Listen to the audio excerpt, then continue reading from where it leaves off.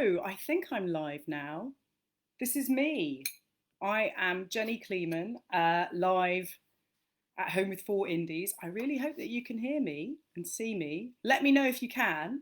Ooh, chat to me in the box just so that I know that I'm not alone here because I think this is working.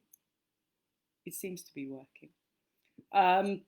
Welcome to my living room. I hope my children don't come in. They're upstairs. They are likely to come in and make a bit of a noise if they have any opportunity to, so I'm hoping they won't. This is my first proper Facebook Live that I've ever done in my life. It's also, I'm here with my haircut that is about 6 months old. It's being cut for the first time tomorrow, so you're seeing it. Oh, hello, Tracy. Hi, Tracy from Shropshire. Nice to know that you're seeing me and receiving me properly. So thank you for Four Indies for inviting me to host this. The Four Indies are Booker Bookshops, Bookish, Forum Books and Lingham Booksellers. Hello, Anne. I'm glad you can hear and see me. I'm here in London, but very happily talking to you all over the country, I think. And I'm talking about my book. My book is called Sex, Robots and Vegan Meat.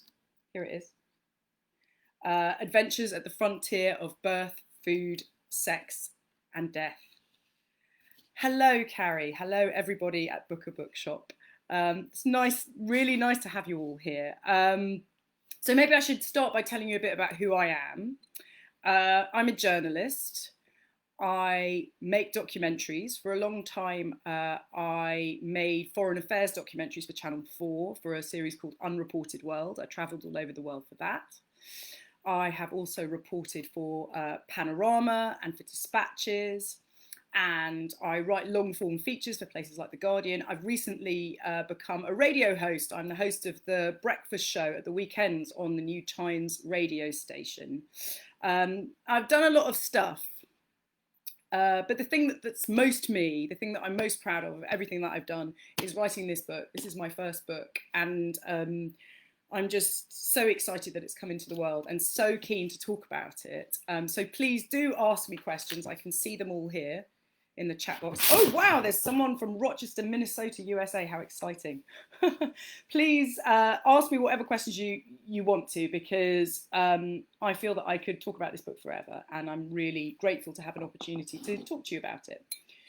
So Sex, Robots and Vegan Meat is the story of four inventions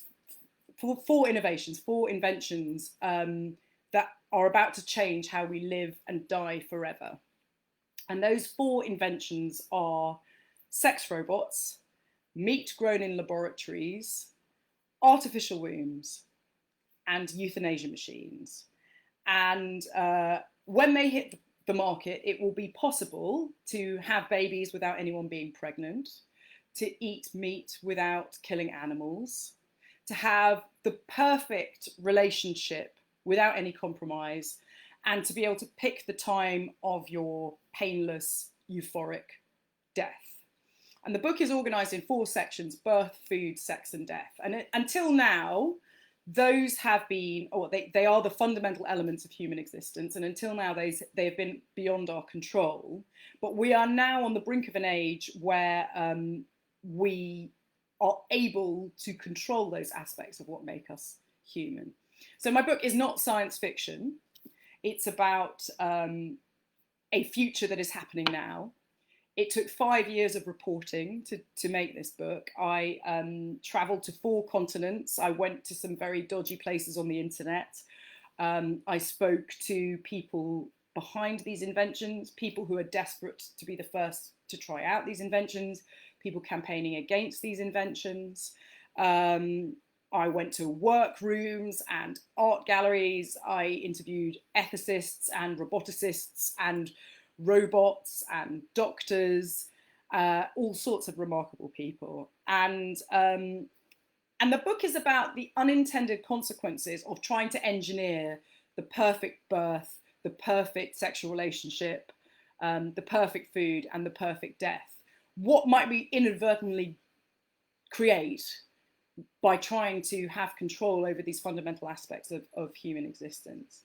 And so Reporting it was a remarkable adventure for me. I got myself into some totally crazy situations. I tasted a lab-grown chicken nugget made from a chicken called Ian, who is still alive and flapping his wings.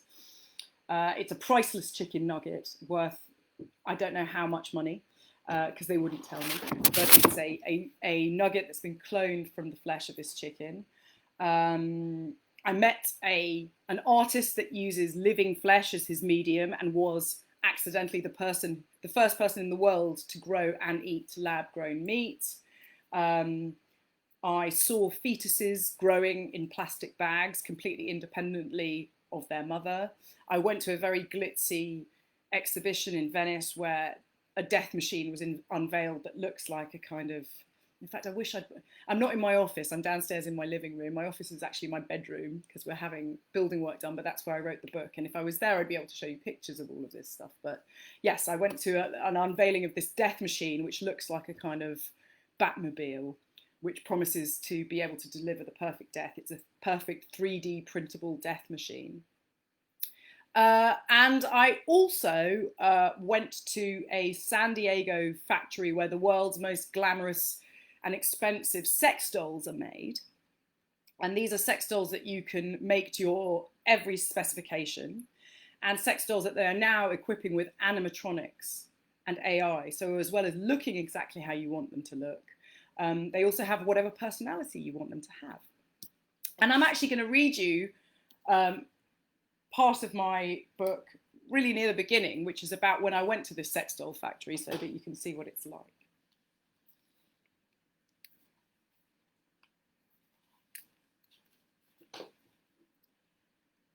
A long queue of headless bodies hang on metal chains from a track in the ceiling like carcasses in an abattoir. Their fingers and legs are splayed, their chests jut forwards and their hips are thrust back. Each one is different to the next. Some have cartoonish pendular breasts, others have athletic bodies, but they all share the same impossibly tiny waists. Because they're hanging, they're moving, dangling eerily a few feet above a floor littered with gummy silicone offcuts that look like flakes of dead skin. You can touch them, no problem, Dakota says. He slaps one hard on the bottom. Sounds just like a human. It does. It makes me flinch. The skin is the most unnerving thing of all about these headless bodies. Made of a custom blend of medical grade platinum silicone in a range of tones from fair to cocoa, it feels like human flesh with the same friction and resistance, but it's cold. The hands have lines, folds, wrinkles, knuckles, veins. When I intertwine the fingers of one in my hand, I can feel the crunch of the skeleton underneath, with joints just like bones. Hands are the hardest thing to sculpt, Dakota tells me. We usually mould them off a real human's hands. He stops to take a close look at a few. Actually, some of these hands belong to my ex-girlfriend.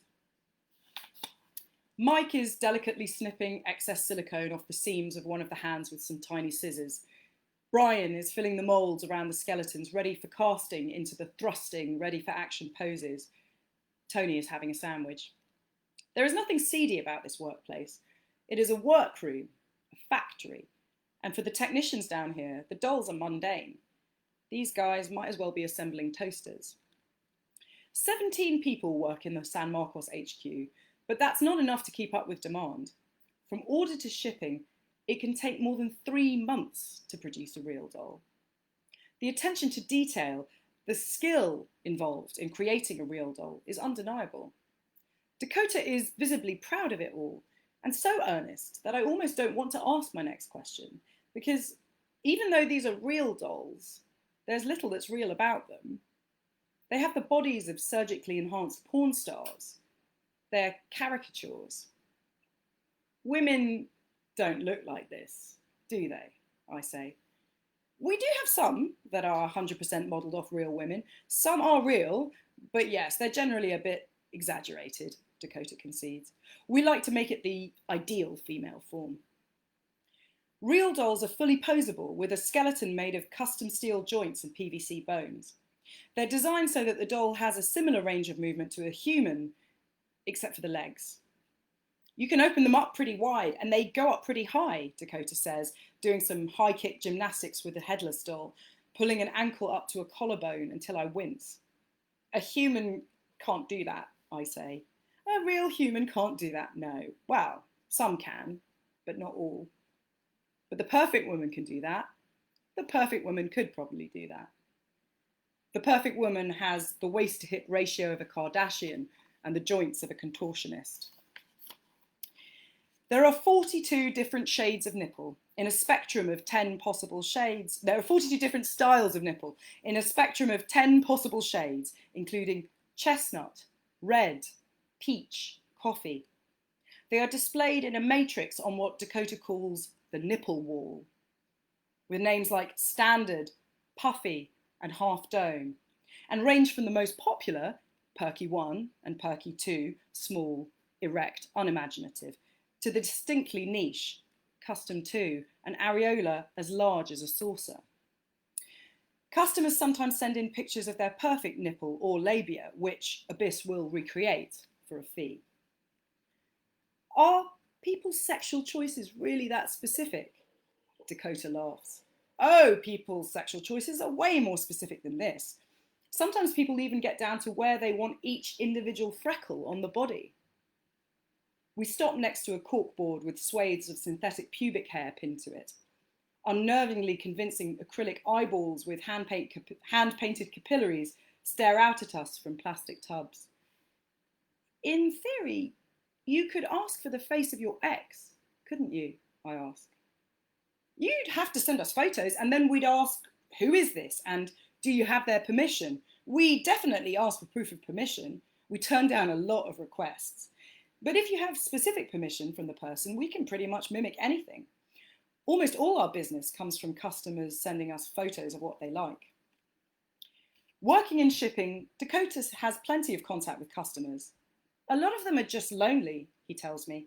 Some of them are older and have lost their partner or have got to a point where dating is not feasible for them. They want to feel that when they come home at the end of the day, they can have something that's beautiful to look at, that they can appreciate and take care of. They've also had celebrity clients, even a Nobel Prize winner, Dakota says, but he's far too discreet to name any of them. I've been here an hour and nothing seems strange anymore, but something truly extraordinary is being made in a room along the corridor. The most ambitious creation ever to be developed at Abyss is called Harmony, and she's the culmination of 20 years of Matt McMullen's work making sex toys, 5 years of research and development into animatronics and artificial intelligence, and hundreds of thousands of dollars of Matt McMullen's own money. She is a real doll brought to life, a real doll with a personality, a real doll who can move and speak and remember. She is a sex robot. And after a year of emails and phone calls, I have finally been granted permission to meet her. I did get to interview the sex robot in the end. They gave her a very posh English accent. The sex robot is fully customizable as the dolls are. And you can have, there are 20 different aspects to their personality. You can have a sex robot that's jealous and clever and shy and affectionate to different extents. When I was there that day, maybe because I'm a woman, I don't know why, they had decided to make her as intelligent as possible for my benefit. So she was really quite interesting to interview. I felt very awkward interviewing her in many ways because how do you interview someone when there's nothing to empathise with? But I asked her some quite deep questions and she could answer them all. I asked her, I said at the end of the interview, some people are very worried about robots like you. Should they be worried? And she replied, I can understand that some people would be scared at first, but that when they see what I can do, they will realise that I can do a lot of good in the world and I will change lots of lives for the better. The theory behind the sex robots and all the inventions in my book is that they are going to help people who need it most, help the most vulnerable. Sex robots are supposed to be a therapy for the bereaved, the disabled, the socially awkward, people who would have no chance of having companionship in the real world. Equally, vegan meat, which is meat grown in laboratories, which is being grown by vegans, that's why it's called vegan meat. The people who are growing it haven't decided quite what to call it yet. But it is meat, instead of being grown on the body of an animal, it's being grown in a lab. And the theory behind it is it's going to save the planet because, of course, animal agriculture is a great contributor to greenhouse gases. It contributes to antibiotic resistance. It causes water pollution. It is a catastrophe. And in an overpopulated planet, the current level at which we're eating meat is unsustainable. And the people behind the lab-grown meat industry say the answer is not to try and convince us to eat less meat. It's to give us what we want without growing it inside an animal. So this is, of course, this sounds very noble until you drill down on exactly what that might mean and what that might entail. Is it really as much of a saviour for the planet as the people behind it might say? And wouldn't it be easier for us just all to just eat a little less meat? The artificial wombs in my book are about what would it be like if we could make reproduction entirely equal. Men and women need only produce the cells you need to get things started, and then grow the baby in a device that would mean that women's bodies don't have to deal with the toll of pregnancy and birth, that women's careers don't have to suffer in the same way as they do for many women. And it would also mean that gay men could have babies without using a surrogate, trans people could have babies without using a surrogate. There's technology at the moment being developed where lambs are being gestated in, they're called biobags. They're effectively kind of Ziploc bags, which have synthetic amniotic fluid inside them. And some tubes are plugged into the lamb's umbilical cord that oxygenate the blood and remove waste products. And they found that they can gestate lambs for several weeks using this device. The device has been developed by scientists who are trying to improve the prospects for super premature babies. And there are a few people who could argue with that. At the moment, if you have a baby at 23 or 24 weeks, they are at great risk of living with lifelong disabilities and chronic conditions, because when they're born, they're treated like a newborn and not treated like a fetus. The process of gestation isn't able to continue. Whereas this device, they've done this in lambs, and there are videos of these lambs growing.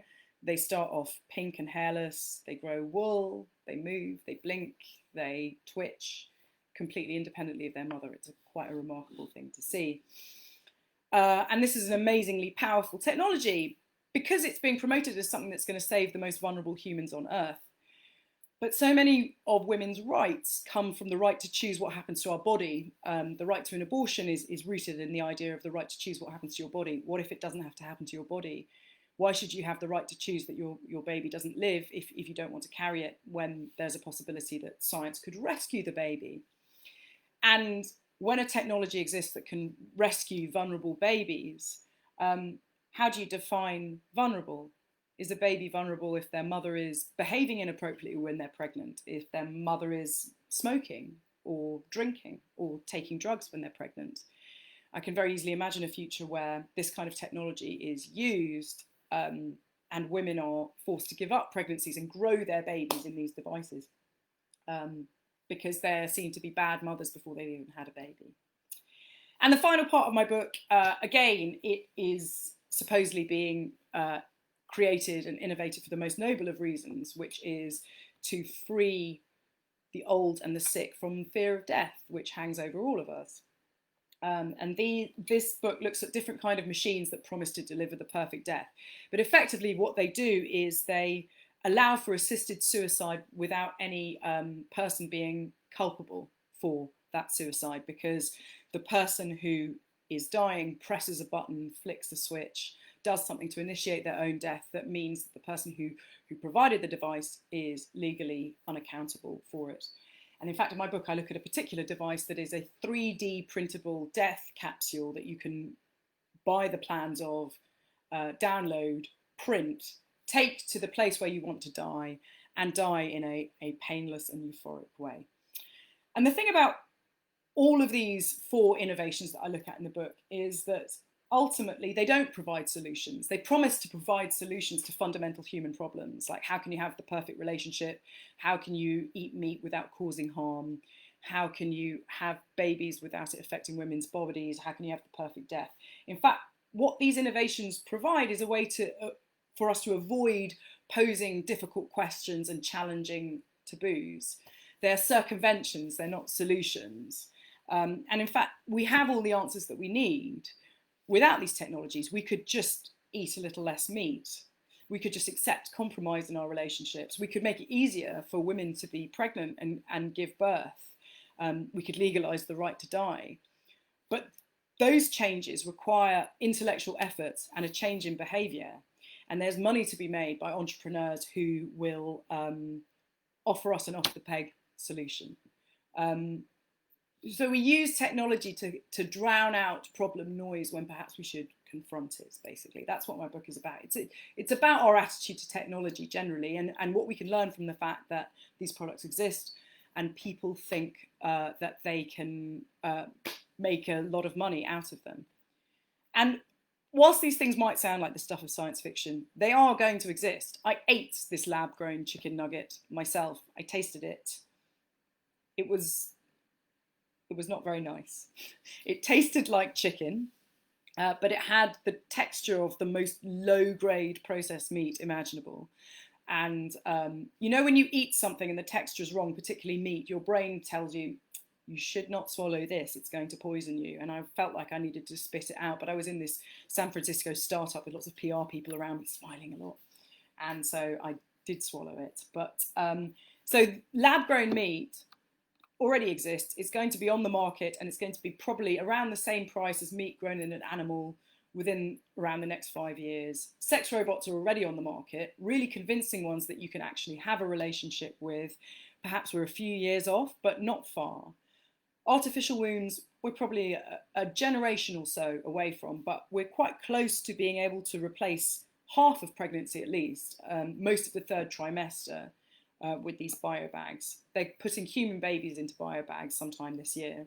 And these 3D printed death machines, the plans already exist. They've not been released to the public, but it is all theoretically possible.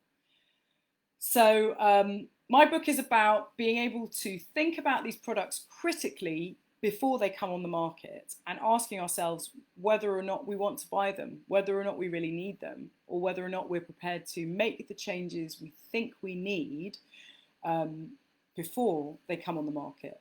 Because for me, you know, real power comes from the ability to choose to live differently, to choose to reform yourself and to live with a different mindset rather than relying on a technological fix, which is easier, but ultimately I think disempowers us. I hope that makes sense. That's a lot of kind of big, heavy ideas all in one giant 20-minute monologue. If you have any questions, please let me know. I'm really up for answering them. I had some questions in advance here. Maybe I'll start. What was the original spark for the book? Well, the book comes from 5 years of reporting. And the reporting began for me, I was in the Smithsonian Museum in Washington, DC, and I was looking at a display of manacles that they used to keep slaves chained in. And I was with a friend of mine and he said to me, this is incredible that human beings did this 200, 300 years ago. And we were talking about what in 200, 300 years time, what would people look back on our age now and look with the same kind of bafflement. And I thought, well, clearly, I think our attitude to drugs is going to be something that's going to go through a lot of change. But also, I think our attitude to the right to die is something that's going to massively change. And when people look back on us, that's what they're going to think, that we're very primitive about, that we haven't found a way, even though we know how to give people a peaceful death, we haven't found a way to frame the legislation so that they can have one. So I started then investigating right to die groups, and I came upon this radical right to die group. They don't really campaign for the right to die. They don't really want the right to die to be legalized because it's a campaign group that's run by a doctor who believes that every human being of rational mind should be given the knowledge and means to kill themselves peacefully and painlessly at a time of their choosing without any doctor's approval.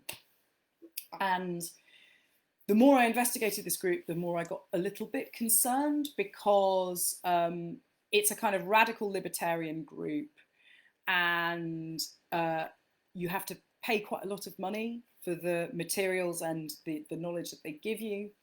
And ultimately, I saw this as a symptom of a problem where we haven't sorted out giving people a good death rather than a solution to it. And then, of course, I found the sex robots story. Sex robots, if you're a freelance journalist, you're constantly pitching stories. Sex robots was the only story I've ever pitched where the pitch was 2 words long. Sex robots. Yes, we'll have that. I found a very small story on the BBC News website about this new campaign against sex robots. There was a feminist campaign against sex robots, and I read about it and I thought, this is an amazing story.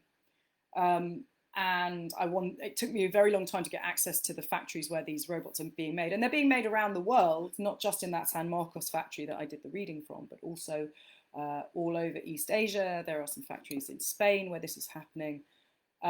Everybody is racing each other to be the first to be able to create this artificially intelligent companion, the perfect partner. And once I got the access there and started doing the reporting there, I thought, okay, I've got sex and death. What about birth and food as the fundamental elements of human experience? So I took it from there.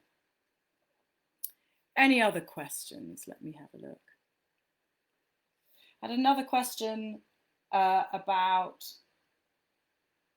is there anything in my research that I found unsettling and unexpected? Well, pretty much all of it. That's why I wrote the book, is that it was all about encountering the completely unsettling, the completely unexplained. There were a lot of times where I found my own preconceptions being really shattered.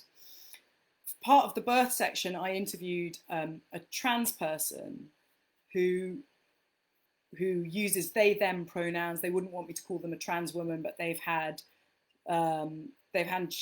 genital surgery, so they were born male. And this person has written about how their kind of life's biggest tragedy is that they will never be able to be pregnant and have a baby.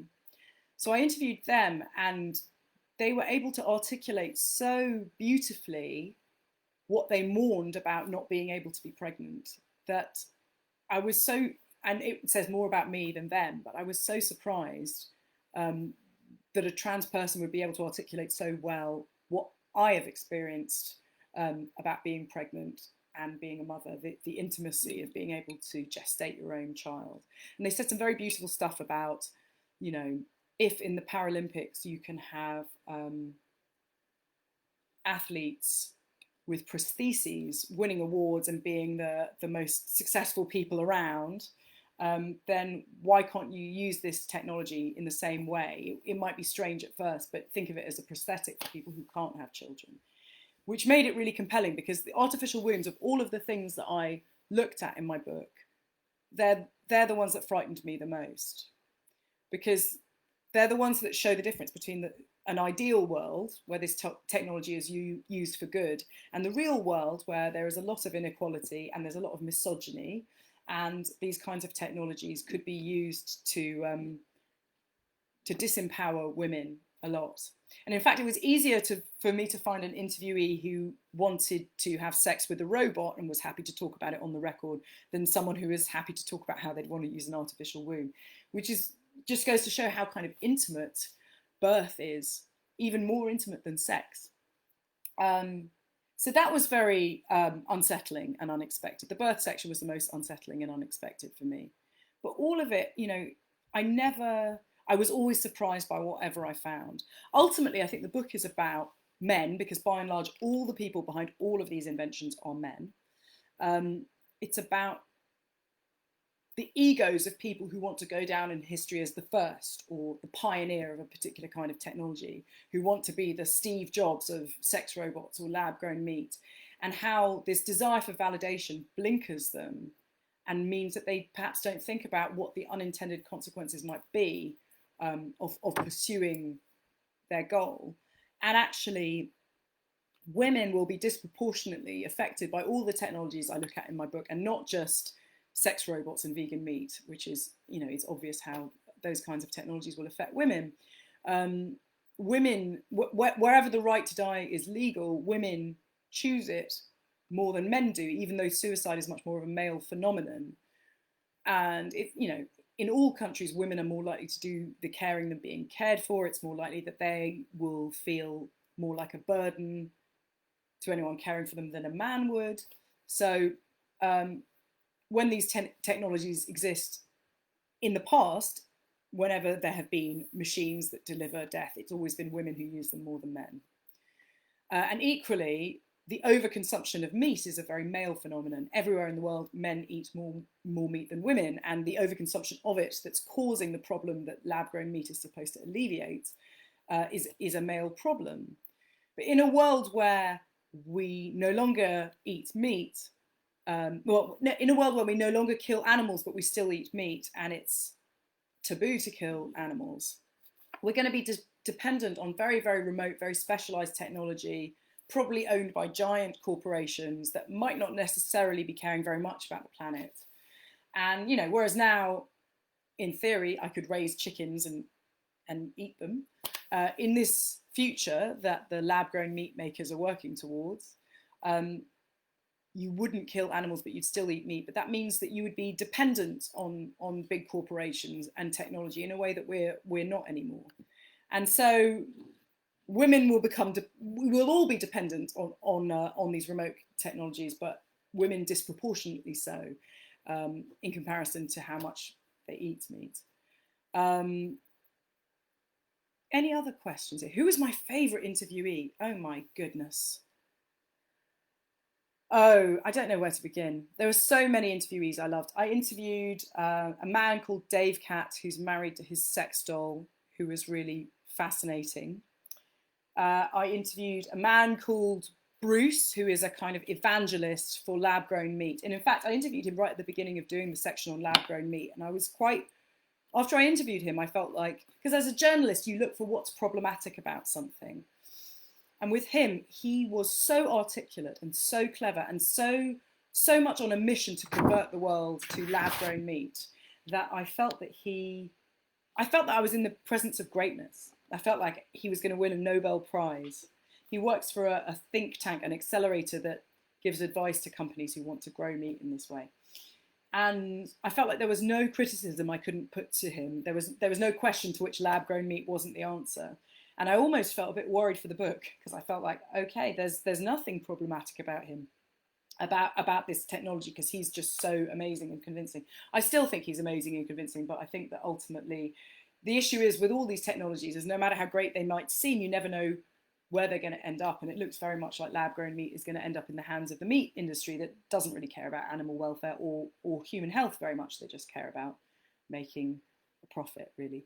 But there were so many wonderful interviewees. And I also feel really grateful to all my interviewees, because when I interview people, it takes a really long time. And for some of these people, I've been in their hair for 5 years. I interviewed some of the people for the death section first in October 2014, and then again in 2015, and then 2017. And I had to let them know that the book was coming out. I have an ongoing relationship with a lot of these people. So I'm massively, massively grateful to all of them for giving me their time. What Tracy Dunbar asked, was there a point when the men creating these items realized there could be a downside? Well, yeah, there was a point, which was when I asked them the questions.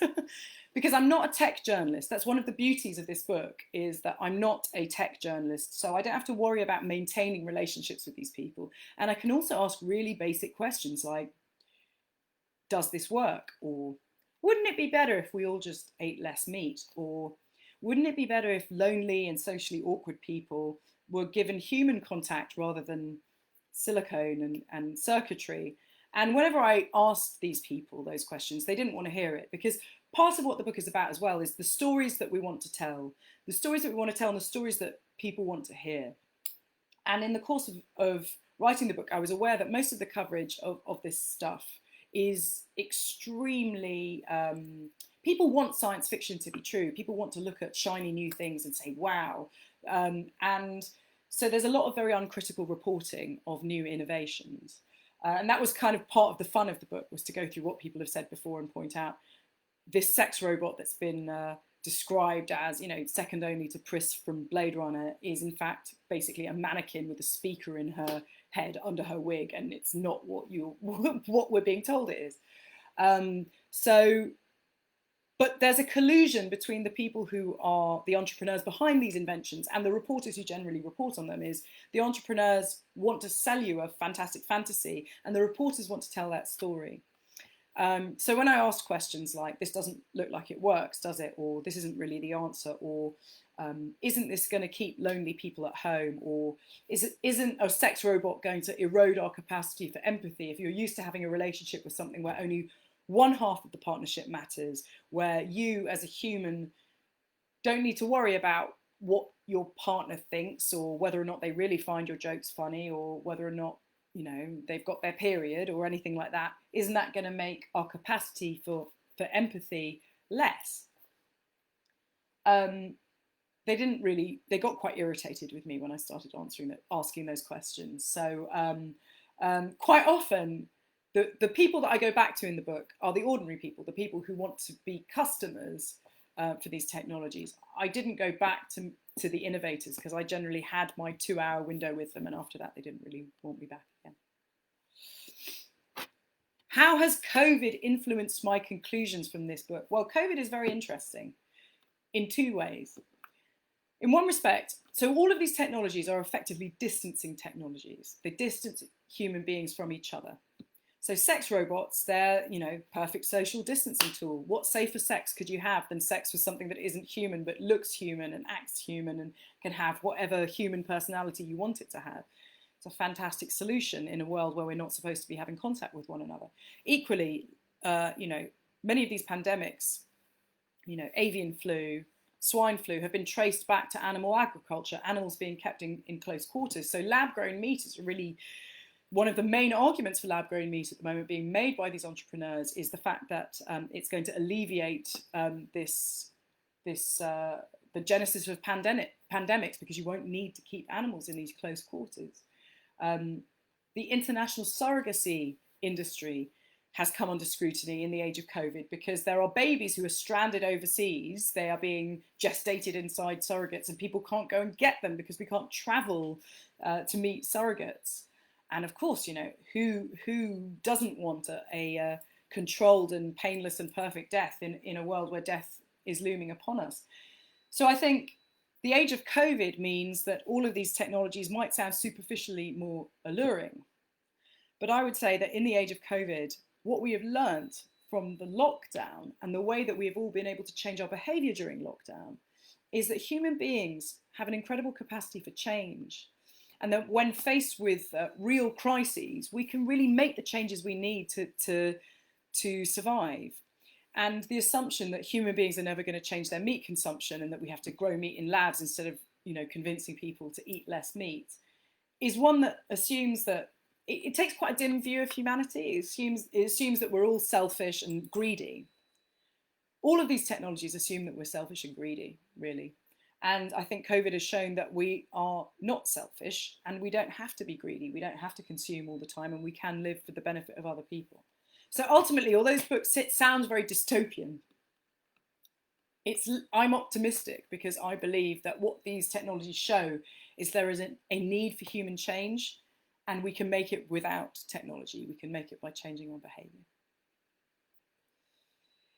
Was there anybody, any organisation who wouldn't talk to you that you would have liked to have interviewed? Oh, yes. Well, there is an organisation who said I could interview them, which is the people who are growing these lambs in bags. In fact, there are many organisations who are growing lambs in bags, but there's the Children's Hospital of Philadelphia, who have done it in the most successful way and who released videos of these lambs growing in bags. And I emailed the research team there, and they were happy for me to fly over to Philadelphia. We fixed a date. I was about to book my plane ticket. And then I thought, so the Children's Hospital of Philadelphia is kind of like Great Ormond Street in the UK. You can't just turn up there, even if the doctors say it's okay. The right thing to do, if you're a good journalist, is to contact the press office and tell them that you're coming, which I did. And the press office said, that's great that you're coming. It's great that the team are happy to have you. We're just going to check with the legal department. It should be a formality. So I didn't book my plane ticket. I was told I'd find out in a couple of days, and then the days turned into weeks, so my plane ticket got more expensive, and this friendly press officer just wouldn't return my calls, and eventually this email dropped into my inbox saying, "Thank you very much for your inquiry, but we're going to have to decline." And I was really upset because I thought I was going to see this, incredible thing of these lambs growing in bags they were going to show me, and I had been so close. And it took a bit of investigating to find out why. And the reason why is, I was meant to be going in March 2019. And they knew that my book was coming out now in July 2020. And at the moment, the Children's Hospital of Philadelphia is trying to get FDA approval to put human babies in these bags.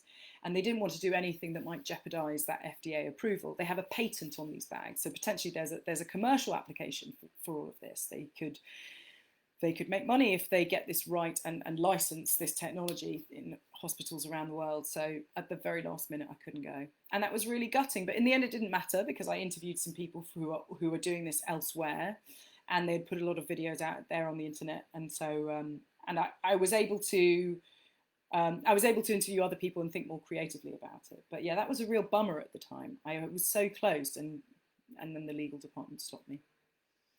Have you got plans to go back and revisit these organisations, book 2? Well, if they'll have me back, I'd be delighted to go back. I don't know if many of them will, because again, as I said, they're used to quite uncritical reporting, or they're used to reporting that isn't quite in the same depth. I would love to go back, but I'm looking for more kind of crazy ideas and things to explore and investigate in book 2, which might be a different set of dimensions to birth, food, sex, and death. Let me have a look. What other questions have we got? Never use the emoji more, says Forum Books. I like that. We have another question. Are there women working in the sex robot business? Yes, there is one. And she works for Abyss Creations, who are making Harmony, the sex robot. She's working on the AI. Oh, and there's another one. There's the wife of a sex robot manufacturer in Spain who puts the AI into the brain of the sex dolls that he buys. People are always very interested whenever there are women involved in all of this. But by and large, all of these inventions, I mean, I interviewed a lot of people, and there were no women that I interviewed, because they aren't really the pioneers behind all of it. There might be one female member of the team. There is one woman who's involved in making artificial wombs. There is two women who I found who are involved in making sex robots, but they're not the kind of main entrepreneurs behind it all. Does anyone have any more questions before I log off? Do the lambs survive to birth? Yes, they do. They survive to birth. Many of the lambs were killed just after birth, so their organs could be analysed. They were found to be no different from lambs who had been gestated inside the wombs of ewes.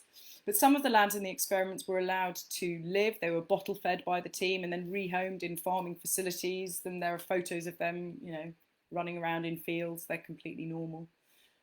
They are indistinguishable from lambs that have been grown in the usual way. It's all faintly terrifying. I think that's it. Unless anyone has any more questions. Yes, I think the time is up. Genuinely, I've never enjoyed anything so much as writing this book. It was a total pleasure from beginning to end, and I got to write it exactly how I wanted to. It is authentically my voice all the way through it. And it was such a weird thing to pitch to a publisher. Like, I want to write this book about 4 strange inventions and do it as a kind of, as a sort of travel log, as a journey of discovery around the world. And I was so grateful that my publishers completely got what I wanted to do and let me do it exactly how I would do it. So I'm on Twitter, @Jenny Kleeman. Let me know what you think about it. If you read it, as I said to you, I could talk about this book forever. So let me know what you think. Get in touch with me. My website is jennykleeman.com. My contact details are on there. It has been wonderful talking to you. Thank you so much.